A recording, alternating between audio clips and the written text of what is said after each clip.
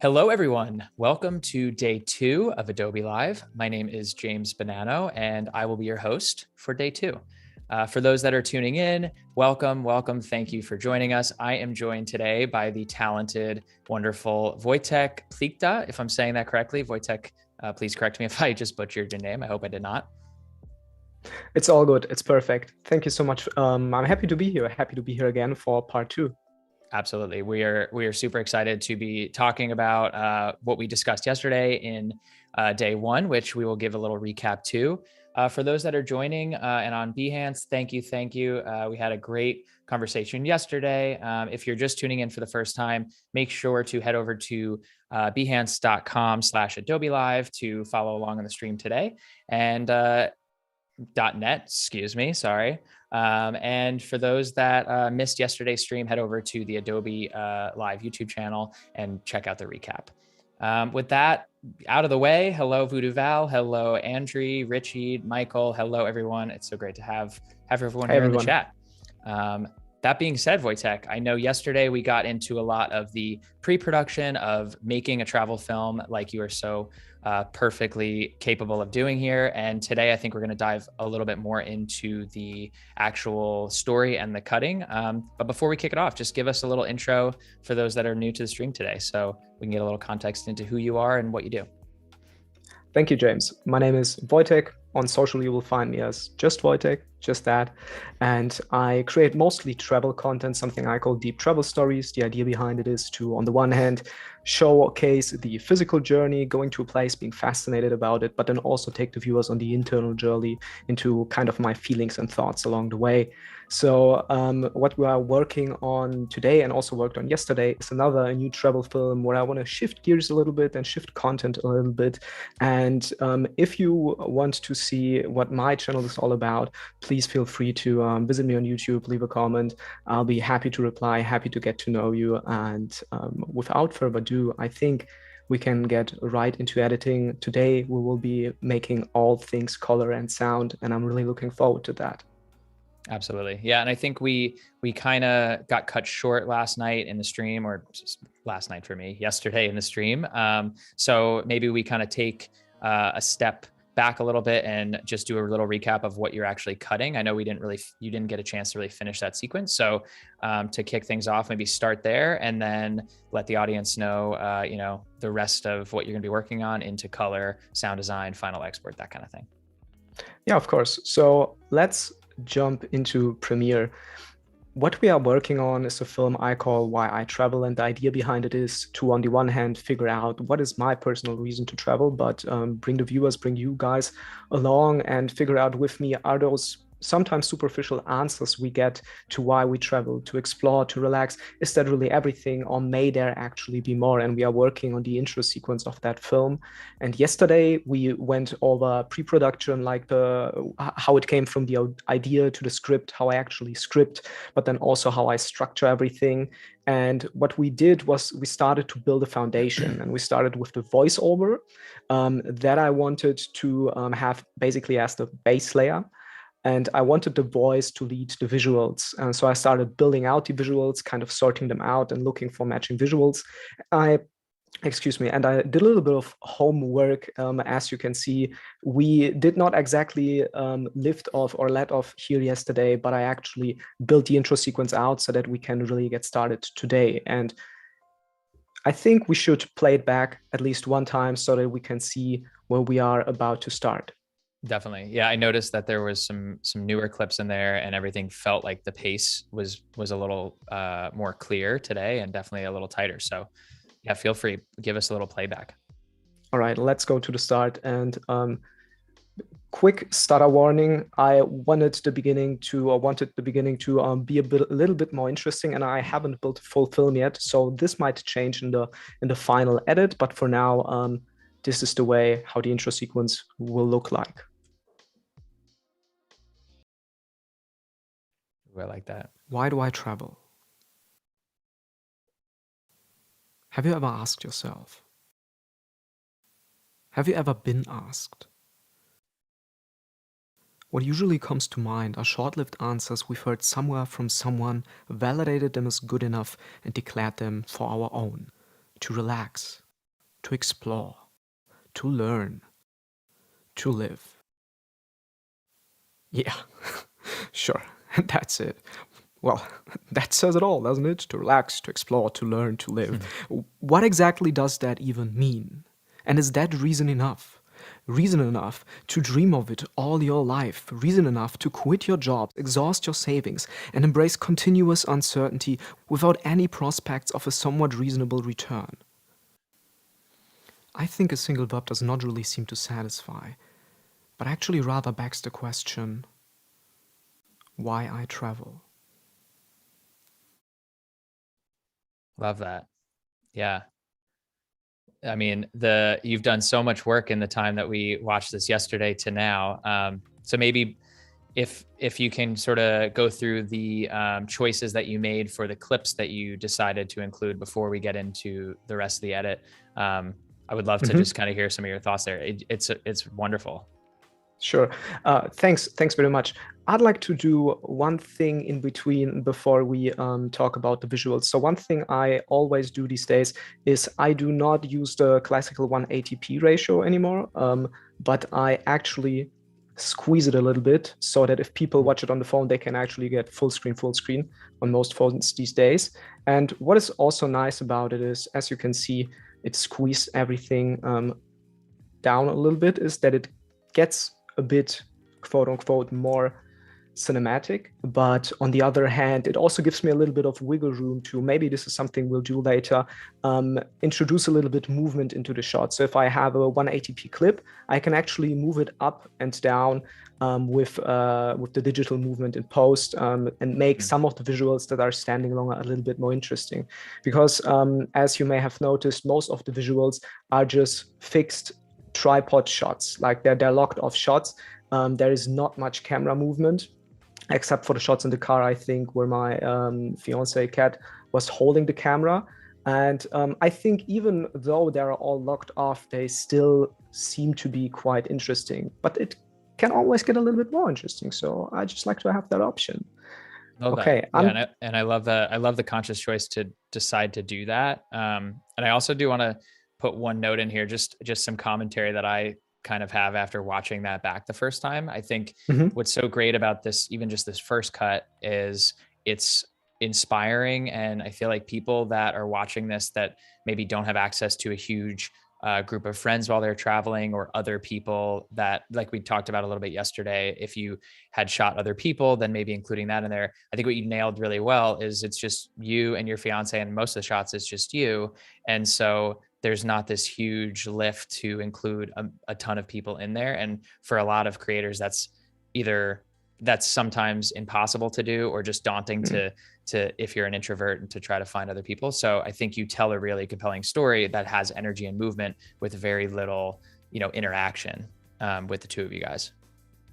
Thank you. I'm really happy to hear that. And yes, we both know, and I think everyone who's been traveling and trying to make a film knows that you have to improvise a lot. And I figured with time, sometimes it's easier to just lock the shot off and not experiment too much. Sometimes you want to do that if you're in an interesting location. But I just feel, well, don't want to say safe and steady, but sometimes the easiest shots are the best shots.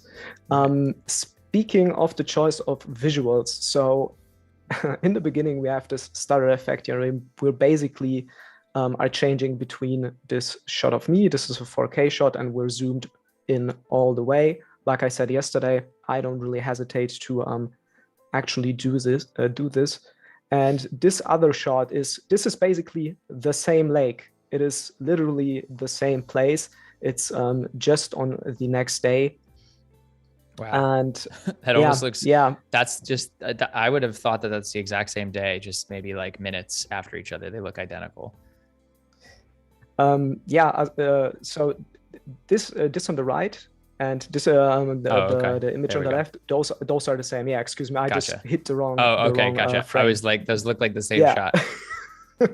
That would have not made too much sense. Sorry, that was my fault. No, these are literally the same place. That's the same Cool. lake, just the day later in the morning. And what I think is interesting about this very first sequence is that I'm kind of referring to being in this cloudy, blurry situation where I try to figure out what is the reason I'm traveling. So I'm here and I want to get there where I reflect on everything and have a clearer view.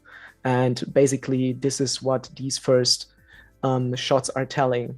And I also have here kind of facing off myself. That was intended. I did not try to match them too closely. And then we progress into our first visual. What I want to do, and maybe I will do this just right away, is I want to introduce a little bit of camera movement, a slide zoom. And I'm not particularly sure if I wanted to just zoom into the center or if I rather would like to actually zoom a little bit to my silhouette. So I think this is... Why do I travel? Yeah. Yeah. Yeah. And that's just subtle Have you ever enough. asked yourself? Exactly, and it's supposed to be subtle. It's not supposed to go whoosh all the way Right. in. We can do that at another time and place. And here is the travel montage that I had intended in my shot list. And what I'm trying to do with those shots really is, so I needed a transition and I'm turning my head here. This kind of works for me. And I want to show off some shots that will reward the viewer before they are actually watching the whole thing. So the viewers are supposed to know what is coming. There's a stone in between two cliffs and I'm jumping on it. There's a beautiful scenic view in the mountains of Norway. We are driving in the sun, so the van is involved. We're sitting in the van, parked right in front of a waterfall. And these shots basically just communicate the idea, okay, we are traveling, we are out there, and it's awesome, and you will see those awesome shots again, but you gotta wait a little bit. Yeah, you can't give it all at once. Yeah, but that's like also a thing. In the beginning, I always used to do this differently. I thought like the best shot, I cannot give it away in the beginning. It has to come at some point later. But I don't think this is a game you should play on YouTube. On YouTube, put your best shots out there and let people see the same shot, but maybe lasting longer or see the full shot at a later point. I think that's the better way to go about it.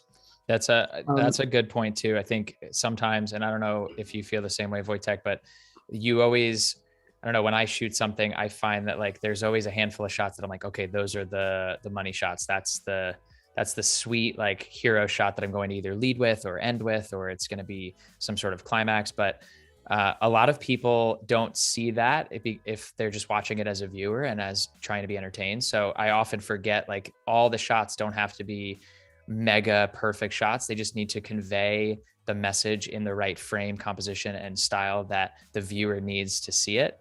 And so sometimes you need to almost stand back out of being the creator and just look at it from is this video conveying what I'm supposed to be feeling? And if that's the case, then the shots are doing what they're meant to do. Yeah, totally. We have to remain practical about it or be practical about it. And this is also something I hold myself accountable to. I also want to get to beauty shots. Sometimes I don't get them, but that's fine. Sometimes you just need something practical, something that works. Basically, I like the following shots, right? So we have this relax, explore, to learn, to live. I didn't have a perfect to learn shot. So I thought, okay, walking up to the glacier, there is kind of a learning experience. There's also this video that I introduced some of you yesterday to, and there's a big theme to it. But basically, this shot is just me walking up to something, and usually that leads to learn something. So it's not perfect, but it's basically like you said, James. Not every shot has to match the words perfectly, because that's easy to do. It sometimes can be a little bit abstract, and we have another shot that this actually conveys perfectly too. And this is the same scene. This is the lake again. And here I want to make clear, okay, I'm speaking to the viewer. I'm aware that there is this meta situation. I'm aware that you are here, and I'm communicating with you. And this will happen at a few times in the film, but you will never actually see me speaking to the camera. It will still be voiceover. Yeah, well, it certainly comes through too, especially since that is the first time that we're seeing you break the fourth wall and look directly at the viewer here. It's nice to see that, because the viewer, I mean, you know immediately, like, oh, okay, like he's speaking to me, you know? And right after that, I mean, we had those shots to relax, explore, learn, live. And I'm repeating this just like I do in the voiceover. What does that actually mean? We have a nice little match cut that it matched nice. So that was one reason to actually use it. But the other reason is that I wanted it to be a little bit more dynamic. Like, what does that even mean? And there's supposed to be a little bit of a surprise. So that makes sense. And here we have another shot that is also crucial for the story, but will be introduced later in the video. This is me sitting at the lake and really thinking about why I'm traveling. And then we go into this montage with many match cuts where I'm moving to a place. And I think, so this is something we also talked about yesterday. I did not get every shot that I wanted to get. And I'm also like, we spoke about shot lists and how concrete it actually needs to be, how specific it needs to be. And I didn't think I would use this shot in this case, but I'll play the voiceover and it will all make sense in a bit. Life, reason enough to quit your job, exhaust your savings, and embrace. So quit your job, exhaust your savings. And I did not really have anything that was at least kind of matching this idea. But here we have a scene where I'm trying to hit the brake, quitting the job, and then I'm actually going back and put the pedal to the metal, which is exhaust my savings. And I think it works. I think the idea works, because it's the struggle of what should I actually do? Okay, let's go full speed. And that's interesting. Yeah, I think I'd have to watch it back a few times to pick up on that. And of course, you explaining that, like, you can see the visual symbolism behind that voiceover, which I think is really interesting. And even, you know, additional ways to even take that foot pedal, if you choose to, like, speed ramp just the end of the foot pedal to like drive that home. And depending on what you choose to do with sound design, maybe that like hits even harder. But that's a really interesting clip and a conscious choice as well. Yeah, and I think people or viewers, like even me, when I watch a new series or a film, I don't think we need to pick up on everything. So I lately watched Arcane and loved this one. And it's such a good series, such incredible animations. And I think I've basically missed the most, but that's like how a good film or how a good series feels. It just feels like it makes sense. We don't need to pick up everything consciously. And on the other hand, the other side, that's like the creator, the filmmaker, the storyteller, I think we should work a lot with intentions. So like I said, it doesn't need to be perfect all the time, but in the best case, it's close to it. Right. I've always found that, I think we have very similar styles, but I've always found that the films that I'm the most drawn to are the ones that have seamless, they seem like effortless because the way they're created and edited, but that takes a lot of work to get to a seamless place. And so you're watching because you're engaged, you're entertaining what you're watching, you understand the story, and you're not necessarily like picking apart and studying every shot, because I've found other times I'm doing that if I'm bored, or like there's a good balance. Like, you have to be able to strike the story first, the entertaining part first. And then of course what you're doing is there are shots, each of these shots is chosen with intention. So when you go back and look at it, the viewer can say, oh, wow, like there was more thought put into this than I even realized watching it, but I was so entertained that I didn't pick up on it. So I think that's the best balance to have. Would you agree? That's true. Yeah, totally. And I mean, in the worst case, there are more than enough people on YouTube that will actually dissect the whole thing if you're so interested in that. Yeah, I totally agree. You're spot on. Yeah, and there's actually not much of visuals remaining. So if you look at the whole timeline, what I think is important is that I switch the rhythm up every here and there, so we don't have too much monotony. And Here, this is a lot of movement and we're moving fast. And then at the end, we have those shots where I'm kind of going back to my thinking. This is the part where I speak about no reasonable return. Is it actually, like when you think about it from a quote unquote objective point, is it really that nice to live in a car? Depending on the context, it's a good thing or it's not that much of a good thing. So you can see it either way. For us, it is awesome. Other people would never want to do that in their life. So I think this shot also works. And this is, again, a van shot, me thinking, also at the lake. People don't know that yet. And then we go back to our basically starting visual, which is the lake with all the reflections on it. And just as I'm about to turn, we cut to black and the film is about to begin. So that's the idea behind the visuals. Was that second to last shot where you're sitting on the edge of the van? Can you just flash back to that one? Was this one here a conscious choice to, I can't tell, are you looking directly at the camera or are you looking off camera there? I am looking directly to the camera. Just like I said, I'm not particularly sure where the other shot is, but this sequence that is taking place at the dawn, I think, is also a crucial sequence to the film. And I didn't think beforehand that I would place this scene at this place, but it just worked for me. So I've put it in there. And what I'm actually doing is I'm communicating with the camera, with the viewers without saying a word. So the thing that I'm also doing here, and yeah, this and this is the same place, the same day, the same time. And what's so cool about those three shots is, and really all your shots, you mentioned it, but I just want to kind of give you some kudos on the variety of framing and composition that you have in here in a very short amount of time. And I think that's why it tends to not feel, it doesn't feel stale. It feels like it moves. It feels like it's energetic because you're switching up composition very deliberately. There's symmetry.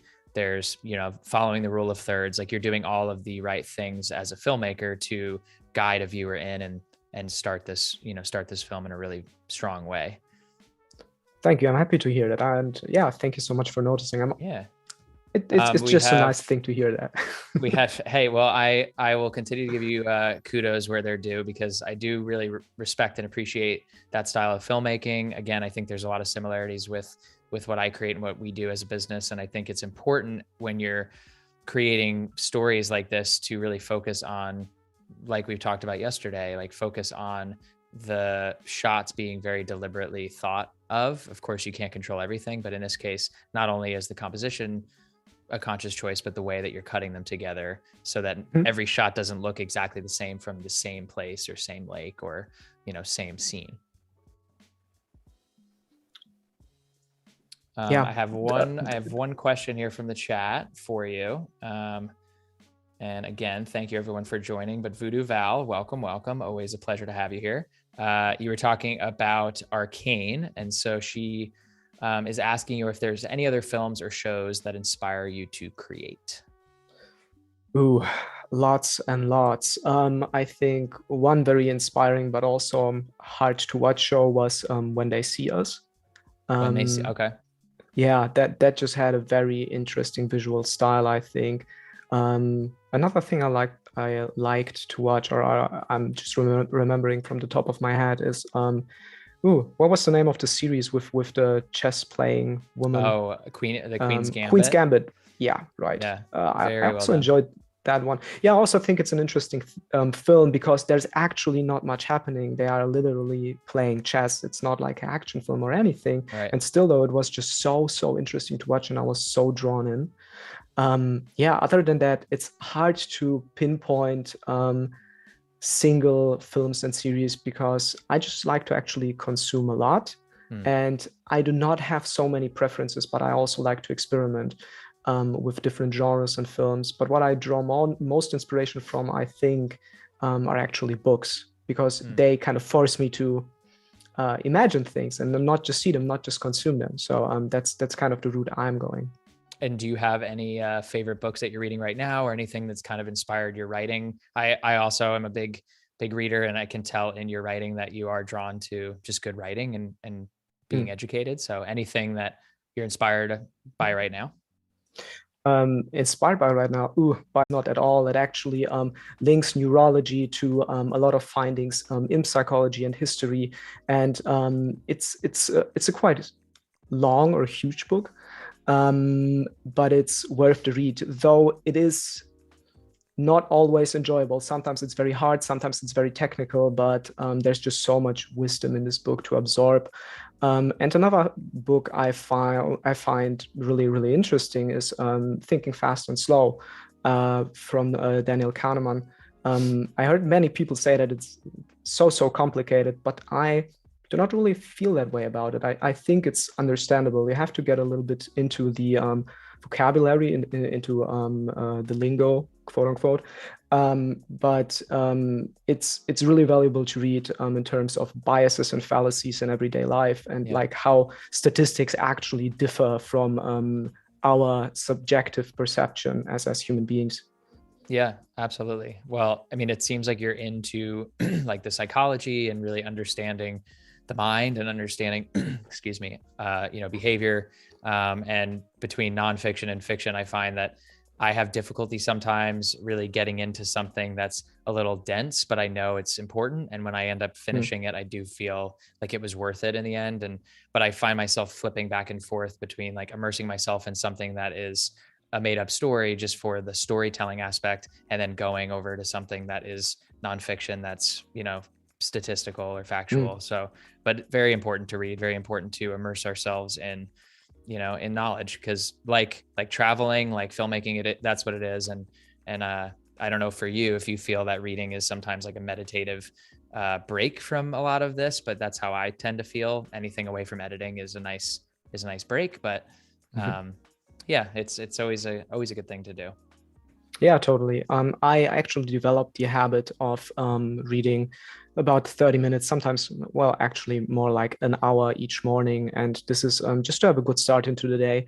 And I'm not productive, but I'm learning something. So that just makes me feel good about myself. And actually, so it's so interesting that we're speaking about this, because one idea I actually had about the future content on my channel is to kind of use these findings or convey these findings into consumable videos, because I, for the longest time, didn't read at all. I just picked up that reading habit like 2 years ago. And before that, I even said like I see no reason in consuming books. There are videos, there are podcasts, I can also consume that. But I convinced myself otherwise. There is a lot of wisdom that these days is not out there in podcasts and videos. And also the way we consume books, or I consume books, has just something different about it. You can take notes, you can go back at it. And it's so interesting that we're speaking about this. I could go on and on. I know we're gonna have to sit down over a beer and chat off of when we don't have 4 hours to do this. But I agree. I think one of the things I was going to mention before we talked about books, when we were talking about your favorite films and what you're maybe inspired to watch right now, I think nowadays, and this plays into the whole idea of there just being so much content to read, to watch, we can immerse ourselves in everything every single day, which can become a little overwhelming. But from a filmmaking standpoint, and from being inspired from like TV or film, I find myself being even more drawn to short form and like YouTube creators now, because like we mentioned yesterday, YouTube isn't just a platform for these, it hasn't been for a long time, for just quick viral videos. Like there are real films and documentaries and beautiful content being created on YouTube. And so I find a lot of inspiration there, where I used to find that inspiration watching a feature film. And so I try to continue to do that. I try to keep my inspiration in both places, but just for quick education and quick inspo, I feel like YouTube has become that place for me. I don't know if you feel differently about it. I feel the same. I get laughed at from my fiance all the time about how many tabs I have open, and most of them are YouTube. This is what I consume mainly. Yeah, so I guess a lot of inspiration actually comes from YouTube and the creators out there. But another interesting source of inspiration actually is music, and this is also the next step in this edit.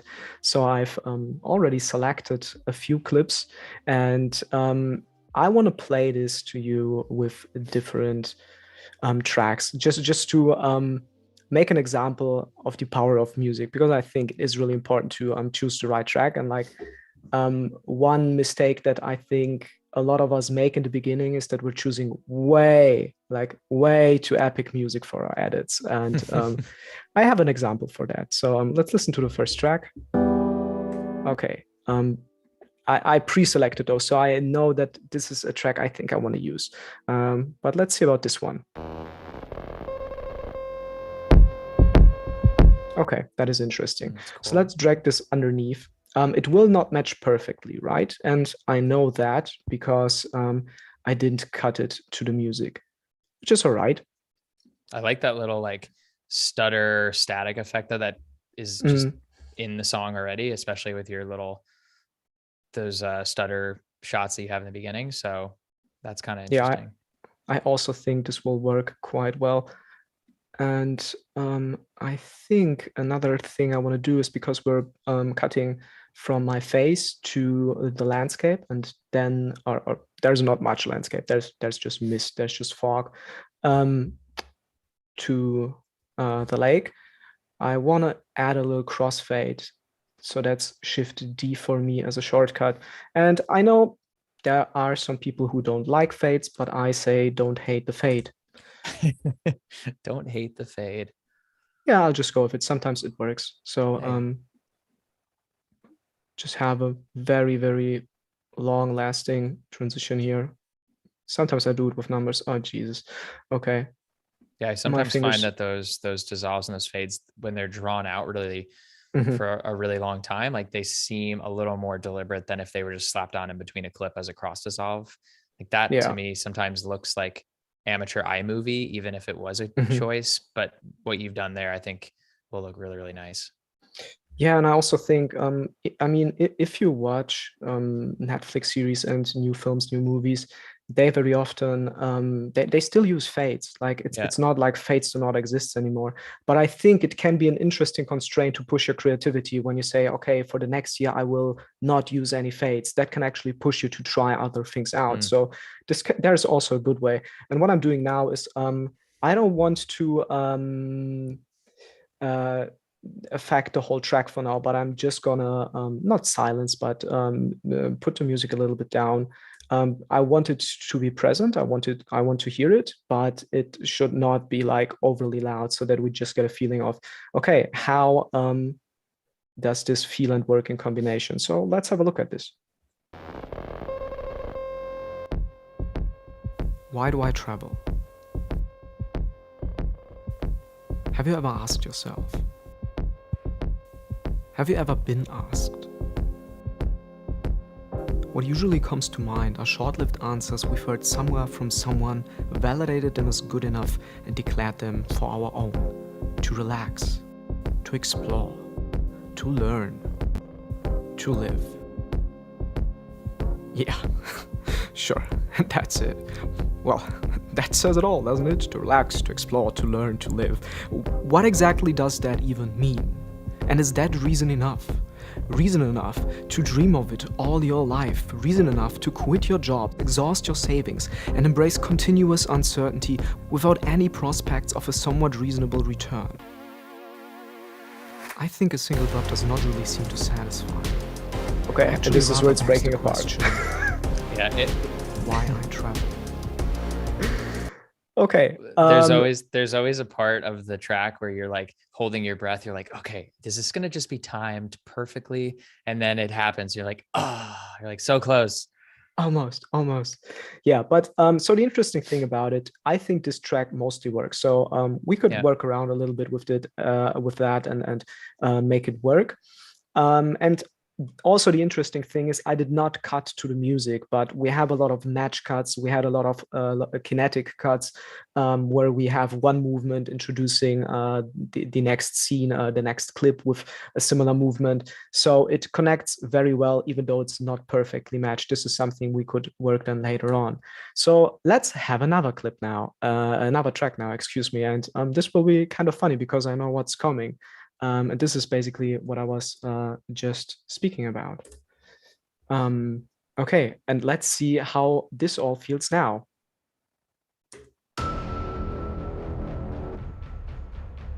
Why do I travel? Have you ever asked yourself? Have you ever been asked? What usually comes to mind are short-lived answers we've heard somewhere from someone, validated them as good enough, and declared them for our own. To relax, to explore, to learn, to live. Yeah, sure, and that's it. Well, Okay, I'll just stop it right this instant. So this One thing, also, the one thing I did like there is the only thing in that track I actually did like was how there was this crescendo that happened right before you turned to the camera. So that Yeah. that part of it actually works. But yeah, what you were saying is spot on. Yeah, it's I mean, it also works in terms of the cuts and the visuals. It could work, but this is not the mood I'm going for, and this is not the feeling that I actually want to enhance or provoke, quote unquote. So let's try another one. This is something I really like. This is a track that's like very classical and speedy. Probably the right moment to tell everyone cool. that I actually do not know anything about music, and I'm really, really, really sad about it, actually. But I have to feel my way out in most cases, and it works. So it's a lot of trial and error. Are you getting these tracks from Artlist or Epidemic, or where are you sourcing all the music from? Yeah, it's Artlist and Audio. Those are the two sources I mainly use for music. And also one thing that keeps bugging me a little bit is so on the one hand, I hit Shift D to well, it's not audio fades. It's what is it? Cross power, I think. It's what the effect is called. To we have a little bit of gain in the background, and I'm not sure if everyone can hear this, but it is bothering me. So we're going to change that. And the quote unquote audio fade is just there so that it's not that obvious that I'm about to start speaking. And the way I will get rid of this is go to repair and dial in 0.2 at reduce noise. I've done this a few times and this works for me. Also reduce the reverb a little bit. Maybe also do 0.2 in the essential sound panel. And then, you know what, when we're already doing this, we might as well put up the dynamic for a little bit more clarity.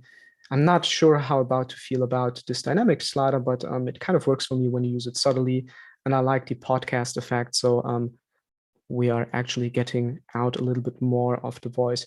And yeah, let's play it back with this one. And again, we're not going for perfect. We're just going for, does this actually feel right?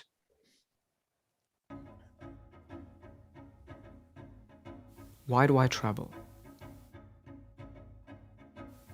Have you ever asked yourself? Have you ever been asked? What usually comes to mind Sorry, it's lagging a little bit. are short-lived answers we've heard somewhere from someone, validated them as good enough, and declared them for our own. To relax, to explore, to learn, to live. Yeah, sure, and that's it. Well, that says it all, doesn't it? To relax, to explore, to learn, to live. What exactly does that even mean?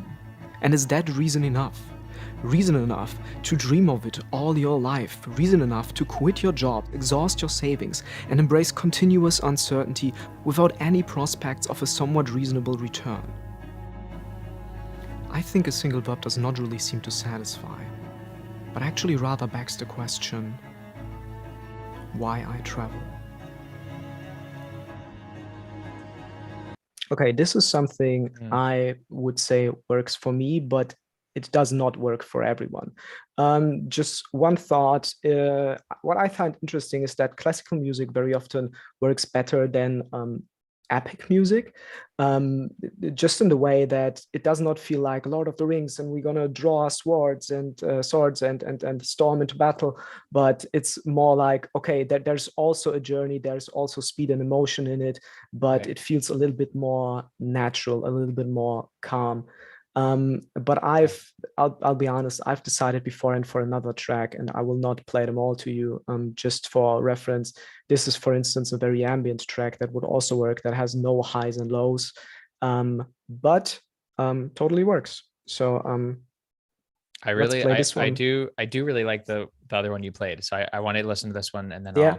I'll add kind of any opinions I have. But I think the one thing that makes these tracks that you're selecting good choices, whether you go with one or the other, is the fact that the music track, especially since you've led with voiceover, you made that decision to lead the story with voiceover and then music follows. Whereas sometimes there's creative choices to lead with music and then follow voiceover. The music should not take away from what you're trying to do, and that epic track certainly was doing that, and it didn't really seem like it fit what you're going for. Excuse me. Whereas something classical or something a little more ambient just kind of complements everything that you're seeing and drives it forward a little bit better. Yeah, totally. I mean, in the end, we're aiming for a cohesive piece, right? It would be totally different if this was a music video, or if we want to actually build a powerful montage. I think in those cases, you can totally put all the focus on the music, but in this case, it rather should support everything else, like the visuals, the tone. Yeah, so this is a little bit more ambient track, and you'll see in a sec what I mean with that there are no beats or hits I would necessarily cut to, but it also works because we've put already in the work with our visuals and matched them correctly, right? Why do I travel? Have you ever asked yourself? Have you ever been asked? What usually comes to mind are short-lived answers we've heard somewhere from someone, validated them as good enough, and declared them for our own. To relax, to explore, to learn, to live. Yeah, sure, that's it. Well, that says it all, doesn't it? To relax, to explore, to learn, to live. What exactly does that even mean? And is that reason enough? Reason enough to dream of it all your life, reason enough to quit your job, exhaust your savings, and embrace continuous uncertainty without any prospects of a somewhat reasonable return. I think a single verb does not really seem to satisfy, but actually rather begs the question, why I travel.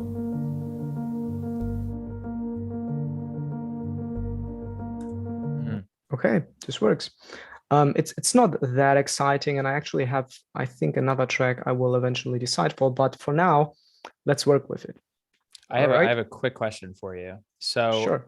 in the intention of this film is to be the intro to a longer film, correct? Or Yeah. is this okay? So like, do you have a thought of if this track continues playing out into that part of the film, or is this track kind of like, this is for the trailer intro, and then something else would drive that next part?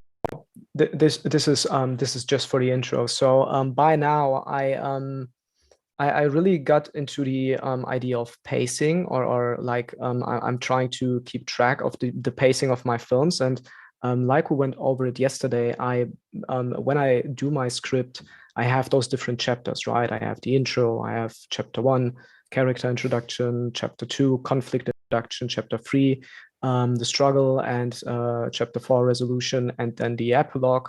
And for each chapter, there will be a different track, because each chapter tells a little bit of a different story and has its own pace to it. So in this case, we're just working on the sequence isolated, right? But when I will be working on the whole film, the whole rough cut, and I know where one chapter ends, or I may mark those even, and then I will select different tracks for those, also so that I keep the film interesting. So I think in the beginning there should be a little bit of a journey. So this ambient track that we're selected is, maybe it's not perfect because there are no real lows and highs. It's like one pace, more or less. So in the beginning, I would like to have something stronger, maybe starting a little bit slow and then getting faster and faster, or the track we had before that. I think chapter 2 was it called, where we have this fast-paced classic music, where we're feeling that we're moving towards something. And then after that, I think we should slow down a little bit, explain what's going on, and then we need to pick up a little bit of speed again to keep people engaged, but not too much and not for too long, because people are going to fall off eventually. And so that's my idea of pacing, if that makes sense. No, absolutely. Yeah. And thank you for explaining that. I think to get Yeah, inside of absolutely. your mind and see how that's laid out. I do something a little similar where I'll find, Hmm. maybe I'll find 20, 30 tracks. That might be like a stretch, but a lot of tracks for a longer film like you're creating, where I know, okay, like this track has the right pacing, the right highs and lows, the right mood for this specific section. So let me use that. Or I might not even think I'm using that. I might just say, oh, I really like this song somewhere in this film. And so you save it and you kind of use it. And because you're starting where you want to create a little bit of energy and then maybe, tone it down a little bit, you have some options in there. So just always a good thing to go over the process of how you select music and why that part of it is so important. Yeah, it definitely is. It definitely is. We spend a little bit time on playing different tracks now, but I just think like music is so powerful. And I think there are worlds beyond what I've played in the beginning where there was just voiceover and visuals. And Right. now we actually added real mood to the whole film. And this is literally how I go about my process. I have voiceover, rough cut, music, and then we're going to do color, and that's what we're doing now.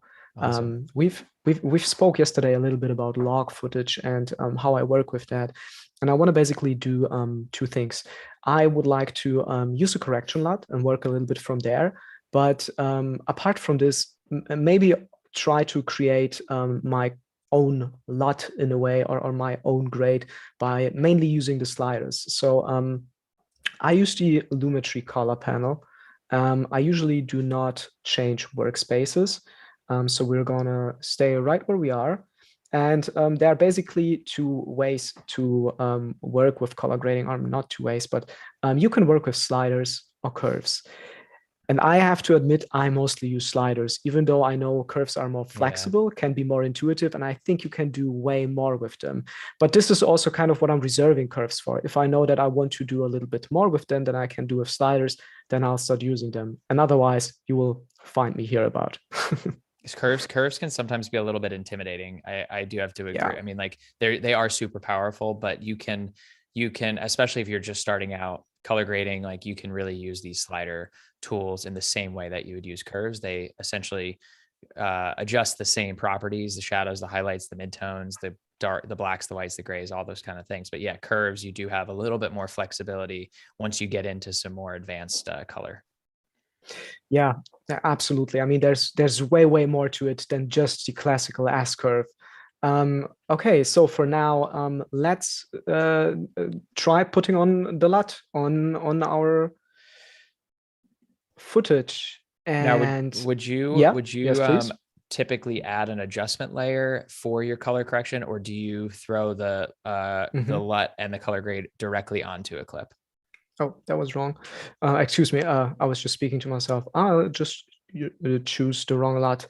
Um, So normally, and as you can see, this was what I was speaking about yesterday. This is so contrasty. That's why I'm thinking about maybe using my own LUT. There's nothing wrong with the LUT. It may be actually the way I'm shooting, just to put that on the record.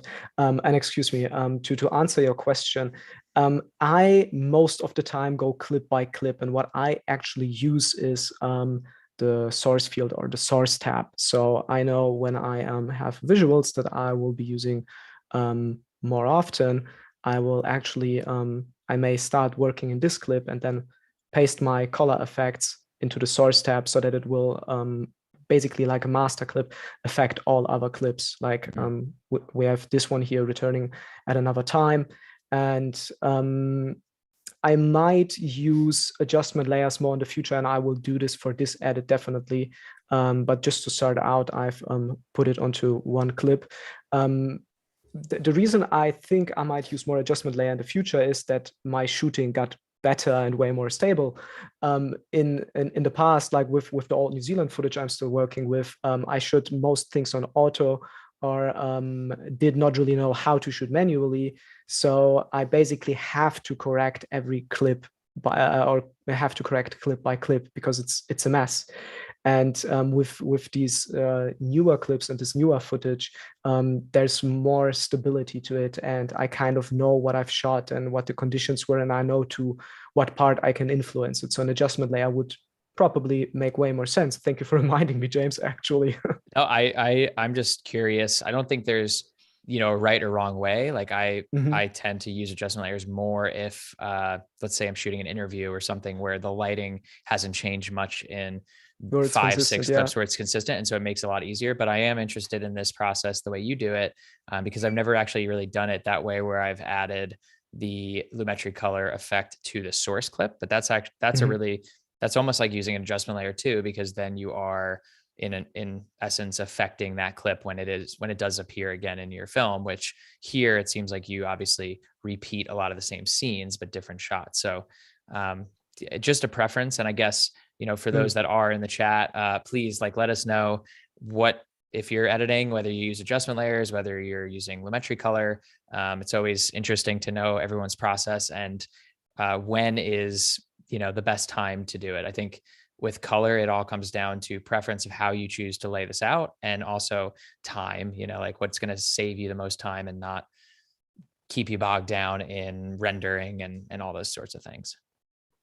Yeah, absolutely. I'm very, very interested to hear what other people think and how they do it. For us for now, just to maybe also for those that just joined in, show a little bit of the difference. This is our log footage. As you can see, there's a lot of details here that we all can regain if we want to. Then we put it on, boom, that's a lot of Crazy. contrast. So crazy. Yeah. And I'll be honest, when I use the correction LUT, I most of the time eyeball things. So I'm looking at this and I think the shadows are a bit too dark. There are some people who claim shadows never can be too dark, but in this case, I want to have a little bit more detail, push them up, and then I'm gonna take a look at how I'll affect the highlights. A little bit less is a little bit more for me in this case. And also I'm going to reduce a little bit of the whites. And we are going for color correction, so we're not trying to create a style or a mood. And for that, you actually should use the Lumetri scope. But like I said, most of the time I will eyeball it. And these days, I rather like to use vibrance than saturation. Vibrance is the new saturation for me. I feel like When I want to... vibrance usually just hits maybe more of the midtones and the skin tones, and the Mhm. saturation seems like more of a global adjustment. I don't know if you feel that same Yeah, way. yeah, I feel vibrance is a little bit more subtle than saturation. I mean, so I've increased the vibrance here. If I do this to saturation, it will get quite nasty in a little bit, as you can see here in the clouds. I don't like that. So let's return here. And oh, I just know put the saturation to 0. But that looks also nice. It looks cool. It looks very cool. Yeah, we could do a black and white film. Okay. I like where it is about 30, and I like to so a thing I still don't do is I usually do not dial in the color temperature or right white balance before shooting. So this is something I have to almost correct all the time. But it's not that bad because I know that I want the shot to be a little bit warmer anyway. Okay. I find that that's where, you mentioned kind of eyeballing a lot of this rather than Yeah. always going to the scopes. I find that the temperature and the tint is where I end up eyeballing the most. Like I use the scopes more for those shadows and those highlights just to kind of double check. And the temperature becomes such a creative decision, whether you want to cool something down, warm it up. And as long as you're not pushing it to the extremes where it looks like a mistake, like an amateur mistake, then I think eyeballing that's completely fine. Yeah, absolutely. Like I agree 100%. Also a thing that temperature wise I use sometimes are the color wheels. They are quite subtle. And so in this case, for instance, I just warm it up a little bit and also warm up the shadows a little bit. I think I'm happy with how dark the shadows actually are. And just for fun, we might put up the Lumetri scope. It sometimes it bails a little bit on me. Takes a little bit. So the shadows and the blacks look good for me. I will later add a creative look that is a bit more filmish. So we're gonna raise the blacks a little bit, crush them, I think it's called. And the highlights do not actually go all the way up to 100, which is totally fine for me because we don't have pure white in this shot and I don't need to go that bright. One thing I might experiment with is maybe a little bit of the exposure, but actually I'm super happy with that, or quite happy with that. A thing I might add to, but that is already one step further, is I think that there's like the focus for me is very much in the top of the image. So what I'll do is add another Lumetri color effect on this, and then we can do it here, we can do it there. So are you adding a mask now to that part of the sky? That was my idea, exactly. Gotcha. Cool. So very cool. We're dragging this here all the way out. Yeah, and just like, I mean, it's a little bit of a different process in Lumetri Color than it is for those that are maybe more familiar with Lightroom and Photoshop. But once you get the hang of it, as long as you're duplicating your color, you're essentially doing the same thing. You're masking out a specific part of your image. And in this case, you're looking to, tone that down in the sky, right? So that the viewer's eye is drawn more to you rather than the sky. Yeah, and this is basically what I've did now. I've introduced the mask. I feathered it out like crazy by 872. Okay, why not? I guess. But it kind of works. Yeah. So now definitely. there's a little bit more focus on my face, and this is how I would correct it with a correction LUT. And now for fun, let's duplicate this clip, and I do this by holding down the Option key and dragging it up or to the place that I want to. On the PC, it's supposed to be the Alt key, I think. And let's delete both of those. And now we're back to our flat clip. So this is the clip below. And see where we land if I correct this footage from scratch. So what I know is that we definitely need more shadows right about here. That looks good for me. And we need a little bit more of highlights. And now it totally makes sense to put up the Lumetri scope. Right. Because I want to correct it to a point that actually makes sense. And as you can see, it just shrunk down. If I would change this, we can see how much different this is now. So I also need, excuse me? Just for sake of just experimentation and for those to see what it would be like to clip those whites, can you just drag the highlights and the whites all the way up so you can see what the scope's? It's beautiful. Yeah, it's great. But even still, like you actually still have, even though that's not what the look you're going for, like you still have information in there, again, because you shot in a log flat profile. So you have that dynamic range, and you can see at that Lumetri scope, like where that 100 mark is peaking. So even at a highlight all the way up, like you're not smacking the ceiling. It's also, I think, a very important part of this is also to know how to actually expose your log footage. For me, for instance, I know that the highlights and whites and vlogs are not allowed to go over 70% or 70 because then they're basically dead, that they're unusable. There's no information left. So I have to always expose my vlog clips a little bit less, just not expose them as hard, so that I in the end have more detail, and that usually leads me to brighten them up in the end. Gotcha.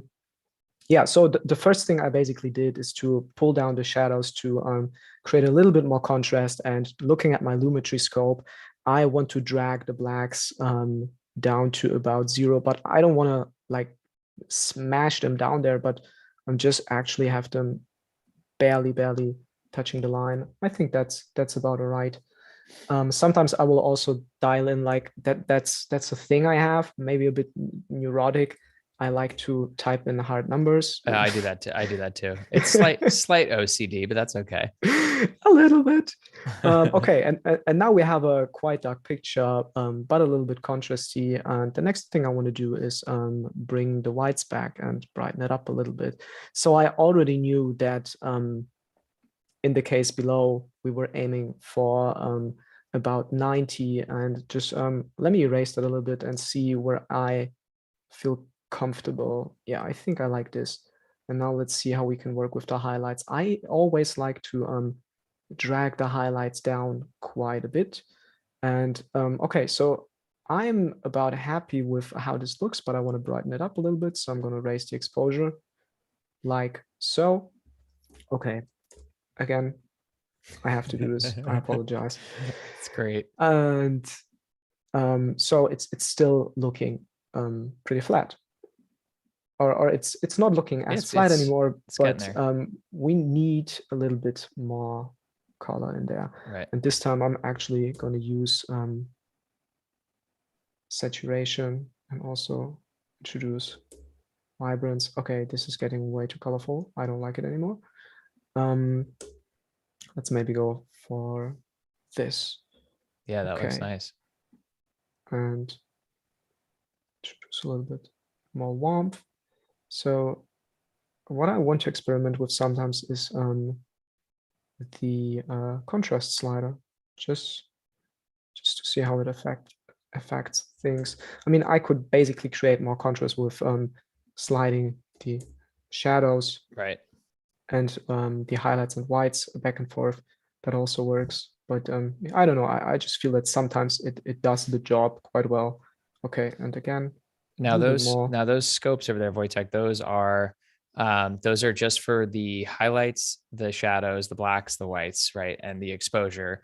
That's not necessarily showing you the range of where your saturation, your color might be. I believe there are some other, if you click that little wrench tool in there, I think there's other scopes in there that would show you that. So if you got super technical and you wanted to really see RGB, then that would be how you would do it. Yeah. For some reason, I don't. I eyeball this, but yeah, that would be the right way to do it. So, well, again, absolutely. No, there's. I brought that up not as a right and wrong way, just as a for anyone who's interested in getting like that technical and seeing it. I think scopes, they're there for just to make sure you're not clipping and you still have all that information. And again, like your style, you like to take those highlights down. So the scope, you're not necessarily following it to a T to make sure that like all your highlights are right under 100 and your shadows are at close to 0. Like some people don't want to be in that way. That's not their style. They might need to be in the gray area. So scopes are just a way to use that as a measurement. And then the creative decision is really up to you. Yeah, and you are absolutely right. There is no right or wrong. I guess the thing I was trying to say is it is about rightish, or it is a conventional way to do things. Just to update you on what I'm doing, I'm basically just copying the mask from down below. There is no need to do that a second time. I just think that sometimes it makes sense to learn the classical or conventional way. And once you feel safe with that, experiment a little bit more, start eyeballing more, and work this way out your own process, because then at least you have a starting point. Right. I used to not do this in the past, and it was a lot of trial and error. And now I've just adopted this habit of, if I'm learning something new, let me first see how others do it, what's the conventional way, and then once I feel safe and comfortable with that, I'll try my own things in my own style. Right. Just like we did with the colors now, right? Yeah. Well, and it goes back to what we were speaking about yesterday with repetition and just creating more and more of these videos. And each time you do it, you're going to learn and you learn your style and figure it out. And color is really that final layer of the style that everybody ends up seeing, and it could become a creative style choice that you choose to do. So again, repetition, practice, that's all part of it. And again, that's why we're here kind of going over this and seeing your process. And for those, again, in the chat, please chime in with any questions you have for Wojtek. We have about an hour, just under an hour left. And if anyone is tuning in now for the first time, Wojtek is an amazing filmmaker and storyteller, and he is working on this project called Why We Travel, Why You Travel. And it's we're in the stages now of going over color correction and the final steps of audio. So that's where we're at, everybody. Yeah, and we just have created. So I've worked with a correction LUT in the layer below, and now I've corrected basically my own grade for the vlog footage. And let's compare that. So this above here is now what I've worked out myself, and down below is the vlog footage. Excuse me, the correction LUT. Yeah, and now that I'm pretty close. Yeah, now that I'm comparing it, there's definitely more contrast. And I'm starting to ask myself if I would like to actually also darken this up even a little bit more. Yeah, that feels good to me. And just because I'm very in love with my own grade, we're gonna use this one. Yeah, so like what was it here? I think it was about 6 seconds. Oh, that was 6 frames. Just correcting the fade here. Just like we talked earlier about it, let's use an adjustment layer to make this a little bit quicker. I might actually add it clip by clip if I do it myself. There was a time where I didn't knew what adjustment layers were and that you could use them. So I had to work clip by clip, which is something I these days would not necessarily do. I would copy and paste, use the master clip function or the source clip function, or create an adjustment layer. So that's basically right click, new item, adjustment layer, and click it, boom, there we have it. And then we drag it on. Sometimes it does get a little cumbersome. Like I do love using adjustment layers, but now that I use them in most of my projects, like it's another layer that I'm competing with. And I'm like, oh man, sometimes it is a little bit easier just to go right on the clip, even though it might take a little bit longer. Yeah, that's true. And I mean, you cannot totally save yourself. Depending on what you would like your clip to look like, you have to go back in there and make some changes. So right. I'm just going to rename this to color correction, so that when I build this out, I might later not necessarily confuse it with the color grade. I could also put the color grade onto the same adjustment layer, but these days I like to keep things tidy. And I'm going to hit Command X to paste this out and paste it in. And now we are basically affecting all our clips and we can work from there. And what I left here is the mask, because I want this mask to affect mainly this clip and not every clip. And now let's go about these clips and make some quick changes. So for instance, I know I'll be using this clip a lot just because it appears here a lot. So instead of going into each and every clip, I will go to source, and I need to cool this down a little bit. Oh, that's a little bit much. This looks about right. Okay. That's cool. And as you can see, now every time the clip appears, we have about the same color temperature. I want to do the same thing for this clip, not forgetting to go back to source. Boom.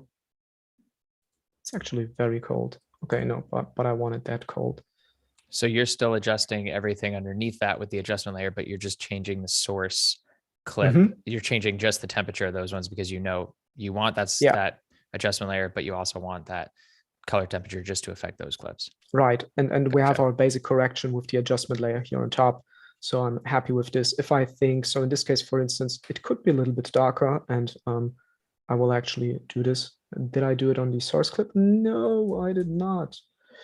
So we're going to go here, and -15 looked somewhat good to me. Maybe brighten it up just slightly. And now we also affect each and every clip. And that's just, and it's the same for this one, right? So once I turn this off, all other clips are also affected. And whoopsie, there we go. Once I turn it on again, we are back. But now I see that it is a bit greenish though. So I might just slightly raise the tint here. And this is, again, sometimes I like to work with tint. Then on the other hand, sometimes I just like to use the color wheels. And I'm going for a cool, natural look. That looks fine to me.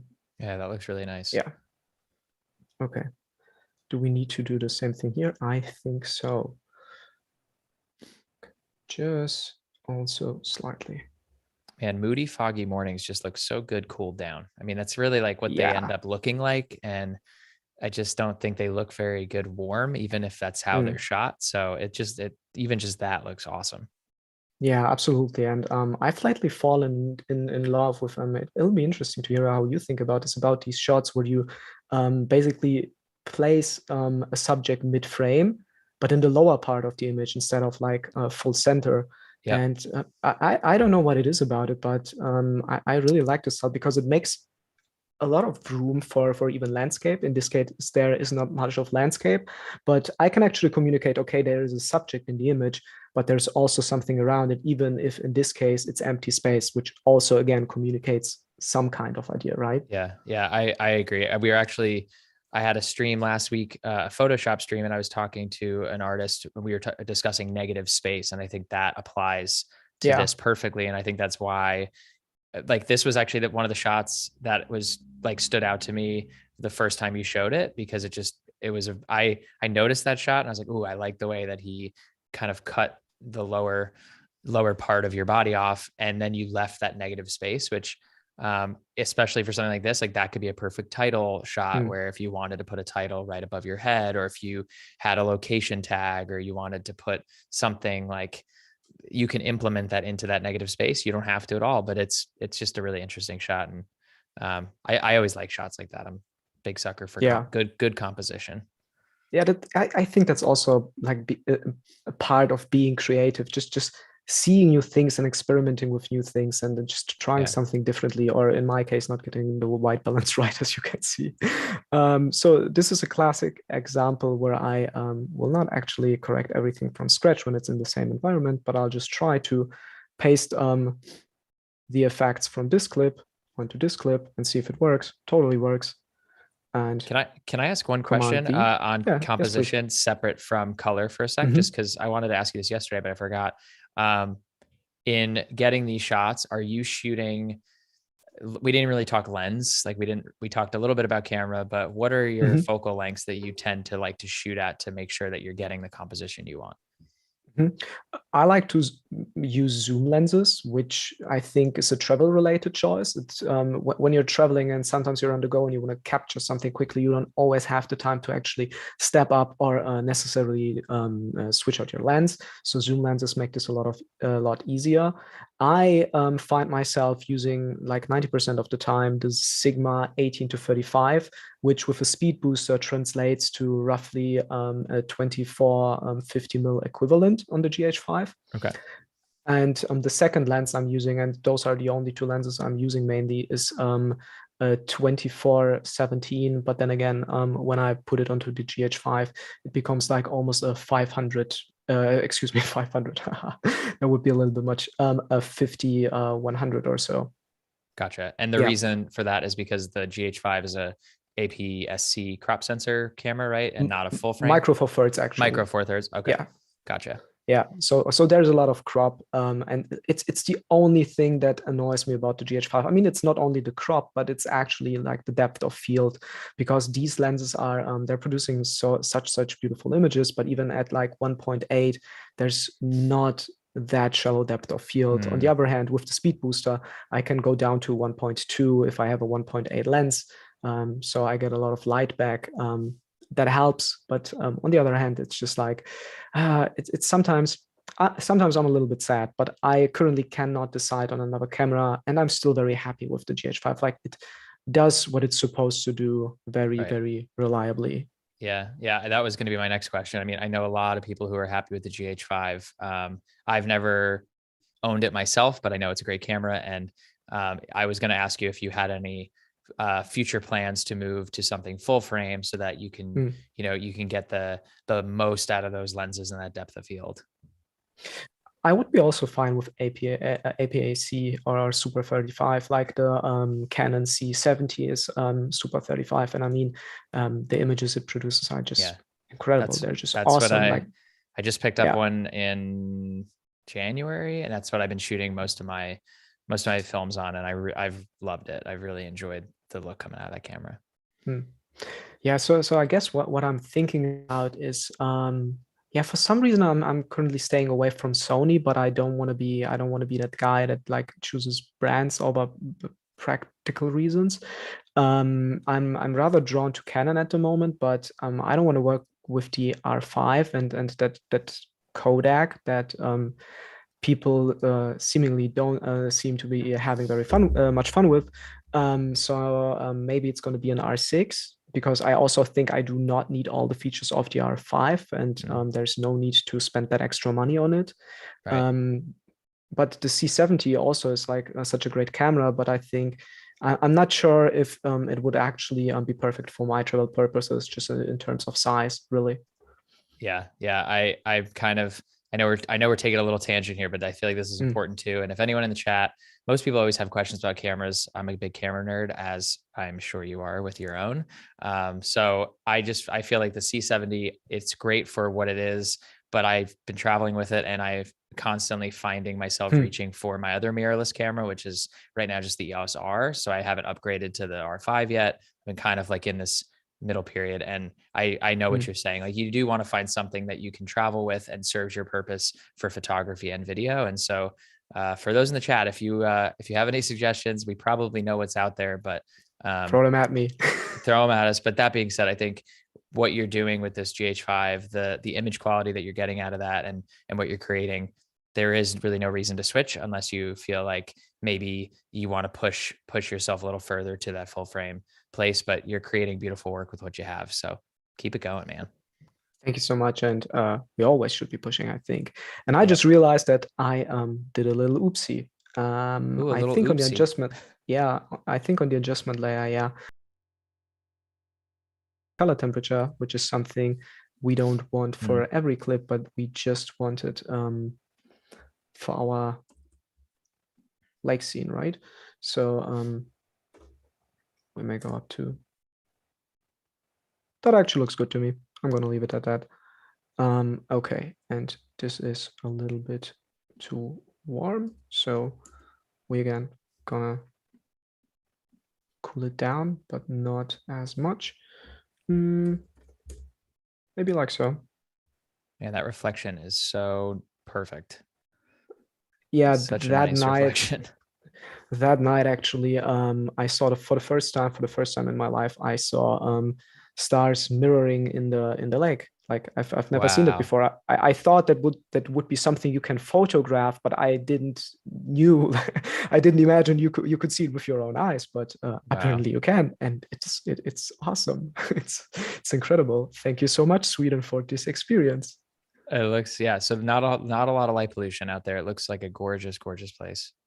Yeah, it's incredible. Okay, I think maybe this is a little bit much. And this is something you will find me doing very often, going back and forth between subtle adjustments that some people may not even see a difference in. But I think you also need to feel okay with what you're quote unquote producing or creating.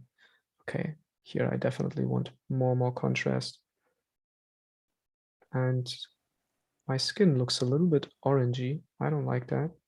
So not sure if I want to play with the tint here. The whites look good. Maybe a little bit more. Yeah. Okay, that's more like that it. Looks nice. What if we drag this a little bit down? Okay, this looks a little bit more natural.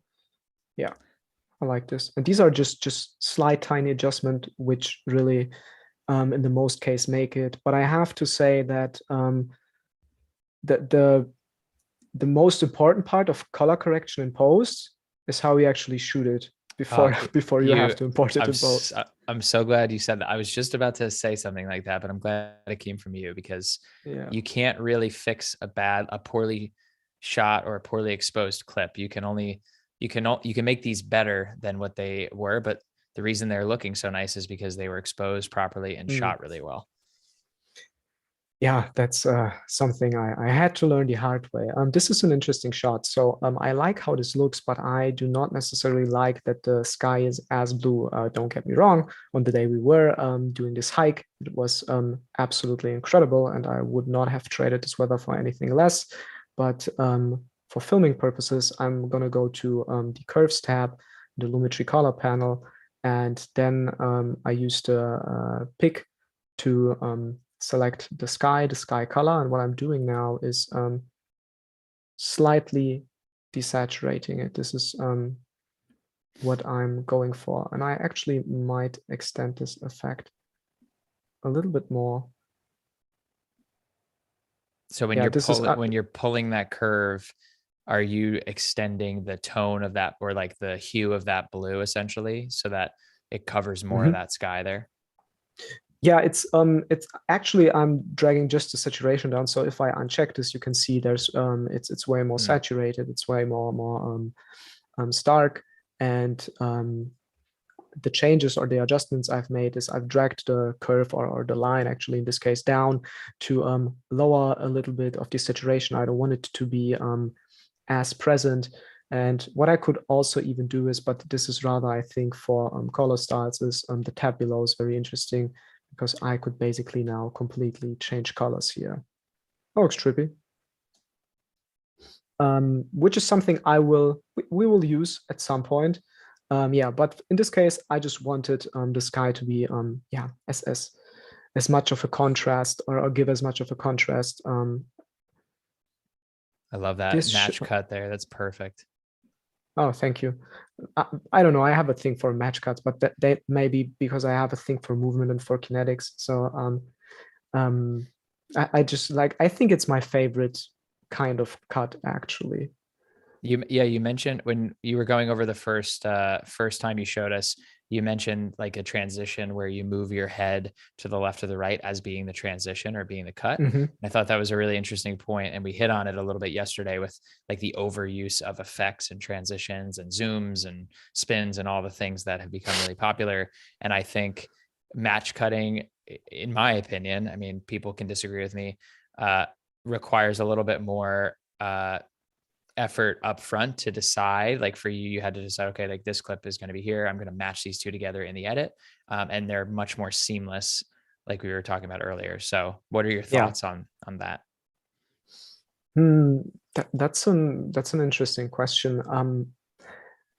I think it really depends on how your thinking works, if that makes any sense. So I think a lot in visuals and in movement, but I've realized that even amongst creatives, not everyone thinks the same way. And if you are rather thinking in transitions and apart from that in very, very hard cuts, or if you're thinking in long sequences that need a certain transition at the end, I think that's totally fine. It just translates into your style. I think if I would give my footage to you, you would make something different out of it. And if you would give it to somebody else, he or she could also make something completely different. Even with fancy transitions, it can be interesting. But then again, I think it is rather important to not overuse it. So in this first sequence, I'm using so many match cuts that I actually started thinking myself, okay, it's maybe getting a little bit much. For an intro sequence, it's all right, but I'm also thinking, okay, for the rest of the film, I cannot rely too heavily on it, but I can reintroduce it to have an element of stylistic resemblance, if that makes any sense, in the later part of the film that the viewer will unconsciously most probably recognize. Right, so right. Kind of repeating elements.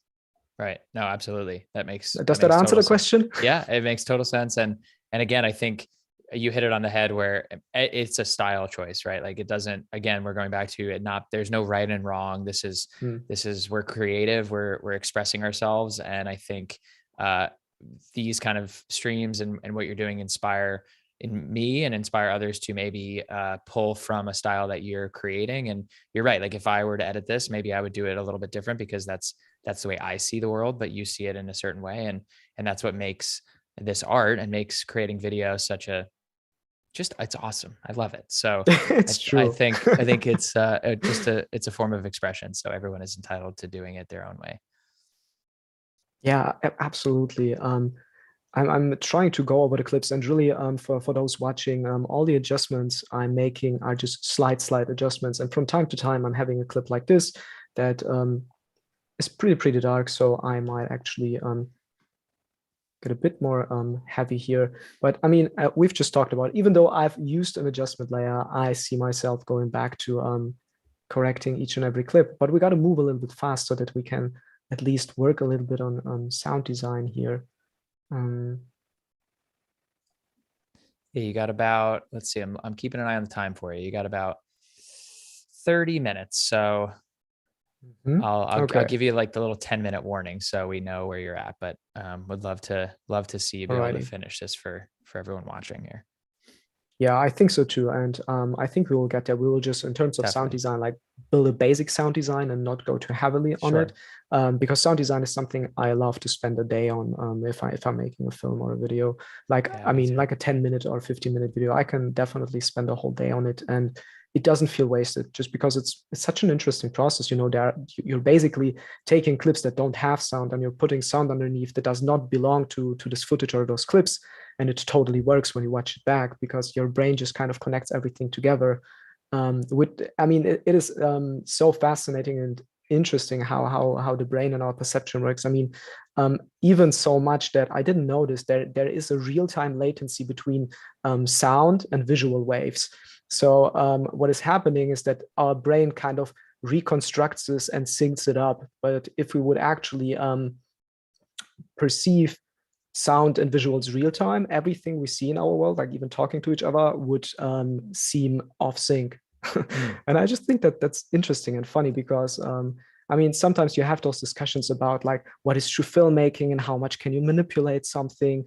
And if you really look at it, our brain does way more manipulation to us than we would ever be able to think of. So most of the manipulation is not done by other humans to us, but actually by our brain to ourselves. Sorry, I just went on a little geeky rant there, but those are the things I'm like just so curious and interested about. Me too. Hey, keep these geeky rants going, because I agree. I think sound is always such an interesting part of the process, because it's subtle enough where you don't even realize what you're hearing, or if you're recreating drone clips that don't have audio, or even clips that you shot where that diegetic sound was not in there, you are rebuilding what you feel like you heard. And I think that becomes a whole nother creative field in itself that just allows your mind to be open, and you don't necessarily have to, in this case, like the sound of the waterfall would be a realistic choice that you might hear, or the sound of some distant birds or things like that. So you can start to really, like, your mind goes on a journey on its own to try to find the sound design that matches that clip. And I could spend a day, 2 days on just the sound design, depending on how long the project is. So I'm with you. Sometimes I wish I would be less experienced again. Not that I'm super duper experienced now, but it's just it was so funny and interesting when I didn't even know about sound design and then found out about it. It just changed my world. It was like, what? You can actually add sounds and work with that, and that's totally fine. Like that's not off. That's not weird. You can use this to actually make your things better. I was just so struck by this, and I found this so great and interesting. And I think a little bit of that fascination is still there, still left, but eventually it might reach a point where it just becomes part of the process. And I think as a creative, it's also like, I think a hard part of it is to stay curious and not get bored with certain processes. Like color grading, for instance. So what I'm doing just right about here, I'm sorry if I'm cutting you off, just to explain is now I actually want to change the color a little bit, because the color is just throwing me off. So now we're talking more manipulation, but unfortunately it doesn't do much, even though I'm dragging it around. So let's extend that a little bit and see so probably in that space. Okay, this doesn't help. So let's maybe go saturation and see what that does. So it should be mostly the yellows and greens. That's also an interesting fun fact. That you would think that what you see in nature, or what we perceive as green is green, but most of the time it's actually yellow. I'm going to leave this clip for now, just for the sake of moving on. Yeah, I'm always interested by that too. And I always tend to try to take the saturations of the yellow down or the green down. And I'm like, what is this tone on this scale right now? And it's never really green. It's always a yellow or an orange. And then you'll look at your skin tone sometimes. And if you're getting cast, like let's say there's a blue cast or a green cast from hiking in the woods, a lot of the time that skin tone is not going to show up as orange, or like a red. You're going to see more of that as a green. So that's why that color picker is such a powerful tool there, because you can kind of sample it and you just got to play around with it sometimes. Yeah, and I mean, just as you were saying it, I'm sometimes so off. Like in this case, I would need to experiment a little bit more. I don't know what I just not totally got about these colors, but sometimes it's just like I'm thinking the wrong way, I guess. I'm not thinking perfectly straight, if that makes any sense. Just in so far that yeah, colors are an interesting thing, and you might sometimes think like, oh, that's a blue, but actually it's a gray, or you might think it's a blue and then it's a purple of sorts. Yeah, it just happens. Where is that location? That is really like, that looks like a volcano or something. It is, or it felt pretty unreal, almost like another planet, but it's the same place. Where is my rock? I'm looking for it. This one is. That's the same mountain. Oh, wow. Wow. Okay. And this is also the same place, but looking into the other directions. Wow. Direction. Yeah. So That's diverse. Like I Norway. wouldn't even, yeah, I wouldn't have even pegged those three clips to be the same place. One, because of how you shot them, but it seems like a really diverse environment and landscape and absolutely beautiful. Yeah, it is. I want to go back. I want to go. Just yeah. I'm leaving this stream. I'm going to Norway. See you guys. Was this such a good idea to actually edit this? I don't know. Okay. It is all not perfect, but we're not going for perfect. We're looking to get this done eventually. And again, Wojtek is here doing this live, everybody. So he is trying to not only teach how to do this, but color correct at the same time and listen to me and be present. So there's a lot of variables and moving parts. So sitting down at your computer without being on a live stream is a little bit easier sometimes. Okay, what I'm doing now is I've turned on the guides here below, and I just want to see that in this case my foots just about match up. Okay, let's have a look if the same goes for the head, just about roughly. Okay, now I actually need to scale this up just a bit. So about here. Excuse me. Okay, this looks good. And if you don't see that guide in your program panel, you'd add the plus button, right? And then it's somewhere in there. Yeah, and you can drag and it just on, drag it in. Okay. Yeah. I mean, there are some very useful tools here, and you can basically decide what to use for. I mean, that's another thing I just love about Premiere.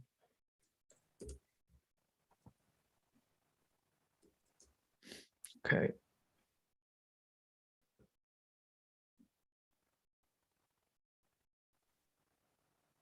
Digging the blue jacket too. Love the contrast there. Thanks. Gotta have a blue puffer on a green background and cloudy day. This is my new jacket and my new hat, my new outfit. I just love those. I'm really not only into minimalism, but like minimalism comes kind of with travel, and we keep our travel mindset alive in a way. So we're very thoughtful with our purchases, and like even with clothes, like most of the time it's like I don't really need new clothes, but this time I excited. Those are things I really want from a brand that I really support. And yeah, so I'm really happy about those, and even happier when people tell me that they look good. Yeah, you wore them just so I would compliment the jacket, but I agree. I think the living in a van, my wife and I lived in a van for 2 years here in the States, and we traveled all around the country. So I'm very familiar with the van life. And I tried, I won't say I succeeded, but I tried to go the minimalist route with the clothing choices. And it's my decision. I had decision fatigue, and I don't think I had the exact right puffer or right jacket, but yeah, like a lot of thought goes into just that, it's more than just a jacket. It's serving a purpose as the contrast and the color that's going to pop in a lot of these shots. And for you guys, it also, serves many purposes, that it's keeping you warm. So you got to think about all those things. This is such good advice that I for most of the time did not take too much care of. I'm so used to handle the camera and be behind the camera that I sometimes forget how I look in front of it, and this turns out terrible. So listen to James, guys. Well, I'm my wife was always in front of the camera. So in a lot of our videos and photography, it would be like she'd have 10 different outfits that we would curate, and then I would forget about what I would have. I'd be like, oh, okay, I'm showing up with this jacket. Whoopsie. Yeah. And I'm like, well, I guess I'm not going to be the shot. I just, as a quick side tangent, when we got engaged, I planned how to ask her in Maine, like up in Acadia National Park, on this really beautiful part of the ocean and on these rocks. And I planned out what she was going to wear. And I totally dropped the ball on what I was supposed to wear because I was so nervous about asking her to marry me. So I wore these like really nerdy shorts and like Crocs. And so in this one photo we have on a cell phone of the moment there, everyone always makes fun of me. They're like, what were you wearing? I'm like, well, I wasn't really thinking about that at the time. There were more important things. Yeah. But all that is to say, as thinking about composition, I think that's one thing that can often be overlooked is the outfits, the attire, what you're wearing, the colors you choose to wear play a really huge role in creating a dynamic shot, you know, whether it's a photograph or in this case, video. This is so true. And it also helps with your personal branding, just saying. Absolutely. Yes. Okay, cool. So for the sake of flowiness, if that's a word, I'm It sounds like a word. It's going to be a word right now, though. It's got to be a word. I'm going to try and render this out so we have a little bit more of a seamless workflow with our sound design. And this is just basic color correction. It's not perfect, but it's fine. We're also going to throw a grade on it when we have some time at the end, just because yeah, I mean, doing the color grade is one part, right? But giving your films and videos a certain kind of look and feel to it is like it's just stepping up the game a little bit. And it again, it's so subtle, and when you don't know it, you don't see it. I mean, the Joker or the Matrix, for instance, have such a stark grade actually, but if you're watching the movie, you cannot see it. Still, though, it adds so much to the tone and mood of the film. So I consider it very important. Well, I want to hit on that too, like the difference between color correction and color grade. And a lot of people think that color correction is just like, that's all I need to do, or that, and that's true. Like you can just do that, but the color grade is really, like you said, that one step further. So why is that so important to have both? You're asking me why it's important to have both. I think, so I don't know if there's a right or wrong to this, but I think like the right or the better way to do it is to start with the color grade so that you achieve a at least natural look, or an image you'd like to be as close as to perceived reality or imagined reality, if you wanted, for instance, to be a little bit warmer, for instance, than it was, like in the case of this lake. And once you are there, then you should apply a look to it. I mean, I imagine it a little bit like my own outfit or my own looks. In order to look good and fashionable in a way, I have to take care of myself, and then I can put different clothes on and different styles on, and this way add to my outer appearance. But if I do not take care of myself, I can put on the most expensive or the most stylish clothes. It might not look as good. Does that make sense? Yeah, I think that's or do I sound like totally superficial? No. That's reducing everything to outer looks. This is what we're here for, guys. This is just how we look. But no, that's a great metaphor. I think that's true. And it's, again, like we said, it's all stylistic choice, but you know, the color correction is to really get the shot the way that it was supposed to look in camera, the way you saw it. And then that extra bit of style, maybe that color grade or that LUT that you're putting on at the end, is another additional creative choice that is subtle, but it's there. And plenty of people, you know, that's how you build a reputation and you become known for a certain style. Yeah, I think so too. Should we play this back one more time now that we've graded it? Yes, absolutely. Oh, that's cool. I didn't know you could do a global mute like that. Yeah, but it's, there we go. This is where we started. This is where we ended up.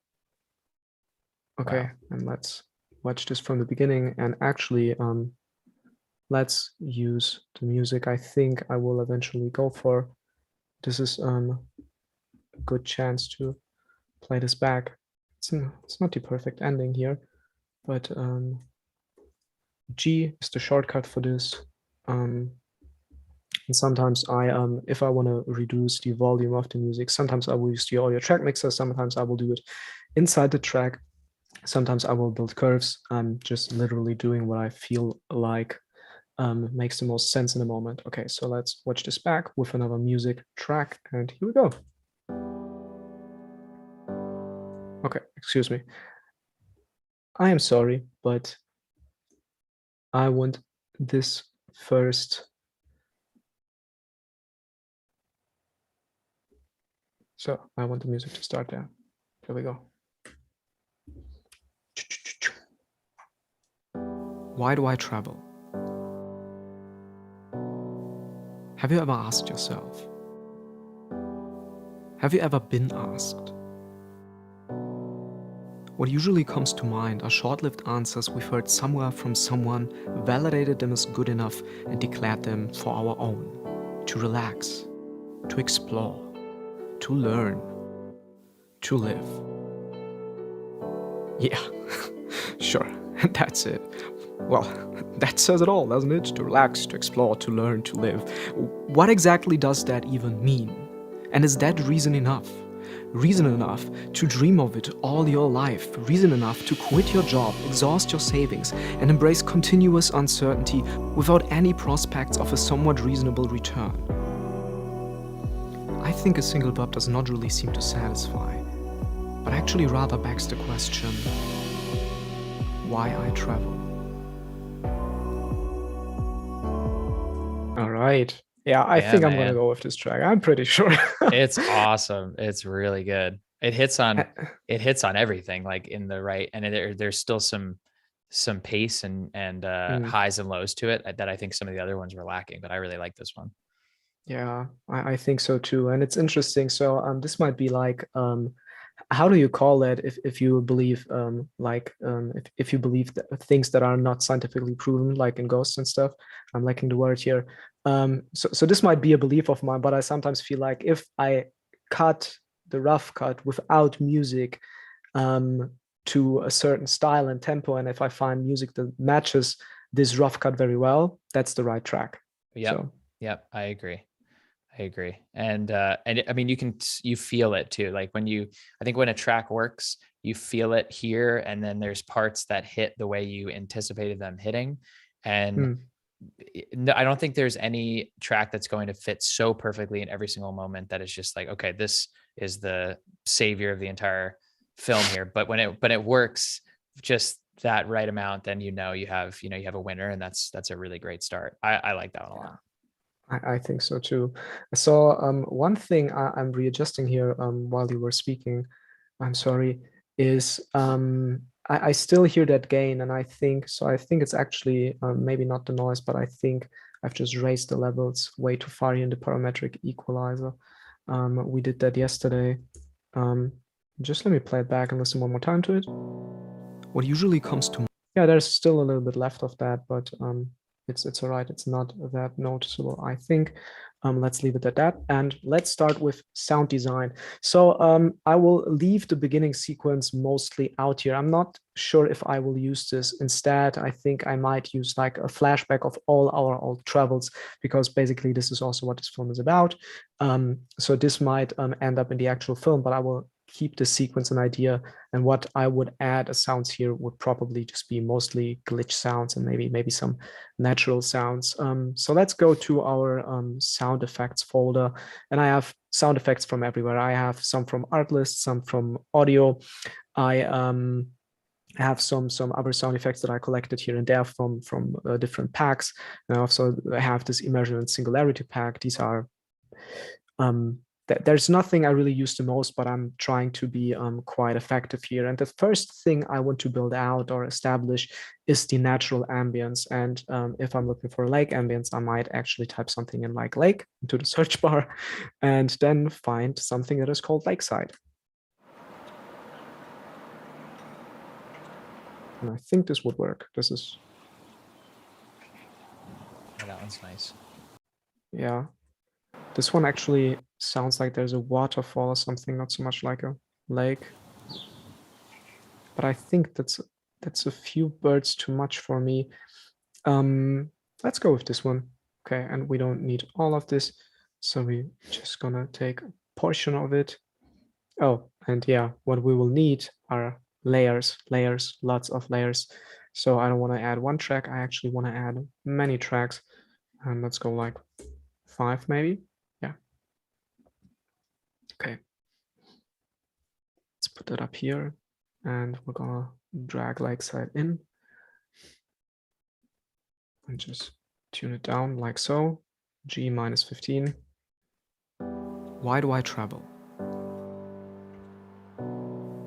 Have you ever asked yourself? Okay, this works for me. Okay. And what's next? That's a waterfall, very clearly. So on that, would you do a hard cut, obviously, that you're changing shot to shot, or would you carry that audio very subtly, fading it into it, or just kind of leave it as a hard cut? I'm almost always fading it in. The way I'll go now, just because I want to go fastest, I will place them there with hard cuts and then readjust at the end. But what I want to actually do are, now that you're asking, let's actually do it for exactly this cut. So we're going to choose a waterfall sound. Okay, this sounds great. This sounds like we're quite up close. Let's, whoopsie, drag this in here. And then we're going to go Command D to add what I call an audio fade, but not really is one. And I'm just going with like a 1 minute transition duration. And what I want to have is, I don't want this lake ambience to end abruptly, but I also don't want the waterfall to just, let's do it kind of appear in our ears. Well, that's not sensory correct lingo, but I don't want it to feel like this. What usually comes to mind? That's a bit sudden. Yeah, that's not too bad. But yeah, I think with carrying that in between the clips, what's nice is you set your ears up as the viewer for the next clip, and you sort of like you're L cutting the audio before you're going into the next one. Yeah, and I always call those things rewards for the viewers, because it's like you're watching a film and you're hearing a waterfall, so you know what's coming. And I think this is a viewer experience that is actually nice, that you feel like, oh, I think something is happening, or I feel something is coming. Right. You don't want to give it away, but what usually comes, you want to lead to it. That's still a bit loud, so let's put it down a little bit. That's up in the mountains, so there's probably going to be a little bit wind. I probably should not be too thoroughly on this, but I am. Okay, subtle wind. We got about it is 4-ish, 5-ish minutes left, so we may run out of time, which is okay. But okay, yeah. So let's just build a basic sound design. So we're going fast here. Okay, cool. That's also mountains. So we might actually extend that. And there is a little lake, but that's rubber water. So do we have something like a pond here? Oh, I apologize for this. This was a very loud sound effect. That's okay. Not really. Okay, let's leave it for now. We're just gonna use the lakeside again.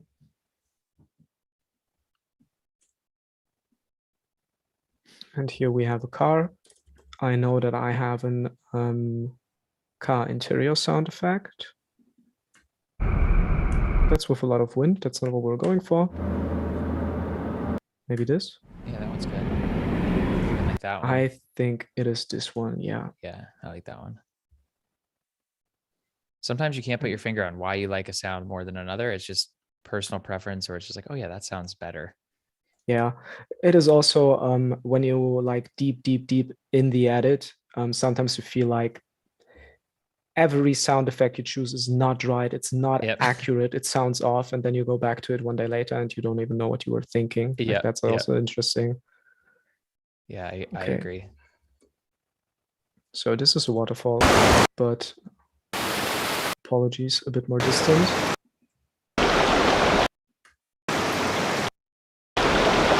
Okay, I think I'm gonna go with the 7. I don't know why, just because I feel like it. We've just spoke about this. Yeah, this is what you're allowed to do. It's your film.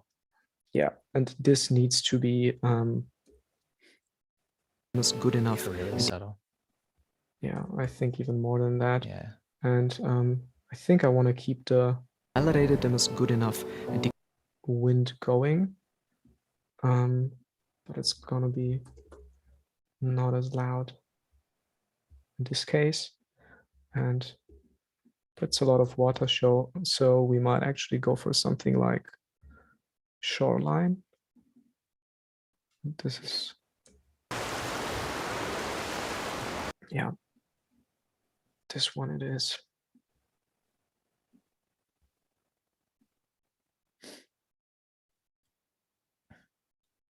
Oh, okay.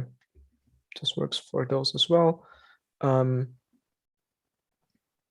always love this part of the process. Just like things are starting to, they come together. The life is built. Fall into place. Yes. They do. Yeah, they do. Yes. It's such a great feeling. It's the best. Okay, I'm searching for a little heavier wind. Might be this one. Yes, this was what I was looking for. Yeah, and you could always, if you want it, if you still like some of that low pass, like you could always add that onto that wind. Yeah. Okay. These are footsteps. I do not necessarily want to put underneath now, because that would just take a lot of time. I'm one of those people that actually wants each footstep to match perfectly. Yeah. And I think that's the way you should actually do it, right? Yeah. Or just some actual Foley. I remember taking a Foley class in college and like being fascinated by the amount of work that goes into that specific element of sound design. That's probably the most time consuming part, but it does, it sells it all. That is so interesting. Yeah. All right, Wojtek, even so I got about 2 minutes before I got to wrap you up. So I just want to, if you want to maybe put as much into it as you can in the next minute, and then we'll watch a final playback. I think that'd be cool. Yeah, I think so too. Unfortunately, we're going to run out of time. It looks really, really good. Yeah, but I think we've went over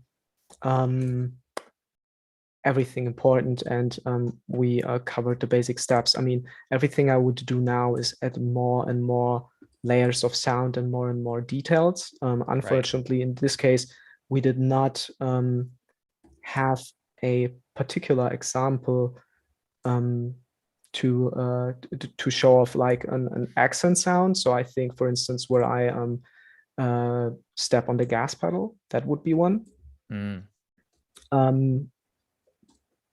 But what was I saying? Okay, multitasking is getting really difficult now. It's hard. Yeah. But for instance, here the steps, that would be a few more accents that would also be very subtle. Yeah, but as I've said, let's keep this for now, and maybe just, should we add a final grade just to I think we're gonna run out of time, but let's throw one on there, because I think we're gonna only have a little bit of time to watch those last 10 seconds back, 20 seconds back, and then we're gonna have to wrap her up here. And we're going to the creative tab in the Lumetri color panel. I created a new adjustment layer. Gonna hit browse, and like I said, I like Tyler Babin's LUTs very much. Steel teal film is one that I enjoy, and at 100%, it's obviously way too much. But if we go down to 50, you can do that. Oh, yeah. I'm that more a looks cool. 25 guy. Okay. Yeah, I like that. And let's try and render it out. If it takes too much, we're gonna, no, that's looking good.